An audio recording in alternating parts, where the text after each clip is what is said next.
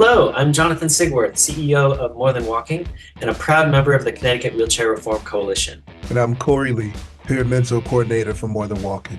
And we would like to invite you to join us on Thursday, June 20th from 1 to 1:30 p.m. in Hartford, Connecticut at the Capitol with Governor Ned Lamont as he publicly signs bills SB 308 and HB 5200 into law.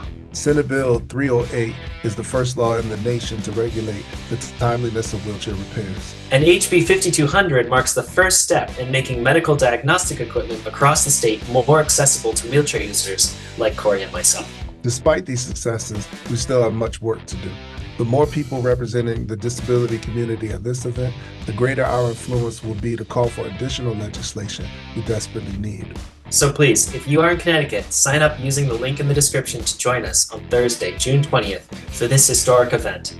Thank you to every disability advocate who has been part of making this possible. And if you're not in Connecticut, check in the description for another link to sign up as a volunteer to make bills like SB 308 and 5200 a possibility in your state. Have a great day. Take care.